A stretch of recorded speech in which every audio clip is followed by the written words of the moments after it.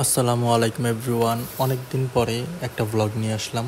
ওই দিন চলে গিয়েছিলাম আমরা চট্টগ্রাম এশিয়ান এক্সপো মেলাতে, মানে বাণিজ্য মেলাতে, যেটা অবস্থিত হয়েছিল কাজের দেউরি ভিআইপি টাওয়ারের এখানে। প্রথমেই আমি আর সুরভি মিলে চলে গিয়েছিলাম ব্যাগের সেকশনে। আমার মনে হয় এগুলা বাংলাদেশি না, পাকিস্তানি বা বাইরের কোথাও হবে, কারণ বাংলাদেশে তো আমি এগুলো দেখি নাই। ব্যাগগুলো আমার এত ভালো লাগছে, চাইছিলাম সুরভিকে নিয়ে দিতে, কিন্তু সুরভি এগুলো কেন জানি পছন্দ করে না, আমি জানি না। বাট আমার এই ব্যাগগুলো ভালো লাগছে, কারণ আমরা কোথাও ঘুরতে টুরতে গেলে, ট্রাভেল করতে গেলে এখানে আমরা খাবার, পানি বা কোনো কিছু এখানে এই ব্যাগে করে নিয়ে যেতে পারবো। এরপরে আমি আর সুরভি চলে যাই জুতার সেকশনে। এখানে অনেক সুন্দর সুন্দর জুতা ছিল, যেগুলো বাংলাদেশে সচরাচর পাওয়া যায় না।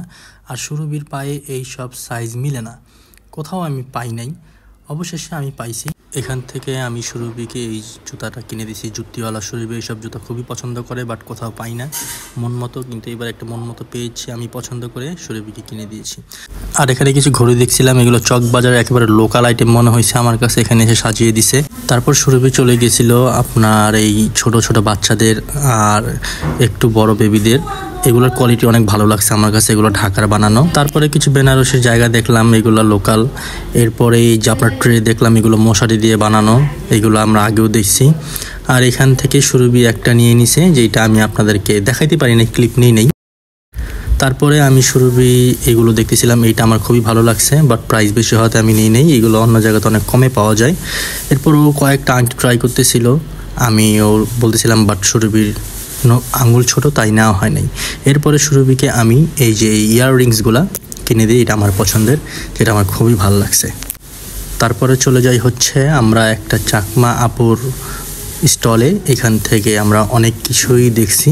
আর সুরভির টুকটাক টি শার্ট নিছে, আর এমনি সাবান টাবান নেওয়া হয় নাই। তারপরে মেলা শেষে আমরা চলে গিয়েছিলাম একটু খাওয়া দাওয়া করতে। খাওয়ার জন্য গিয়েছিলাম পতেঙ্গা জংশন। এখানে আমরা নিয়ে ফেলেছি অক্টোপাস। এই অক্টোপাসটা সুরভির খুবই পছন্দ। দেখতেই পাচ্ছেন, আমাকে অক্টোপাস খাইতে পারে না, দেখতেও ঘিনঘিন করে, বাট আমাদের খুবই মজা লাগে।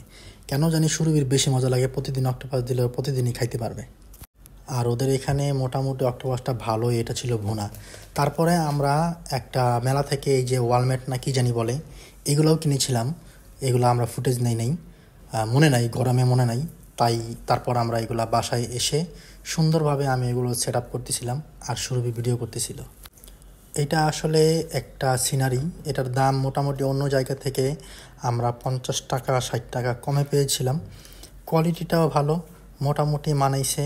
ঘরের মধ্যে একটা থাকবে গাছ, দেখতে ভালোই লাগে। আর এই ছিল আজকের ভিডিও, মানে ছোট্ট একটা ব্লগটা কিছুদিন আগের।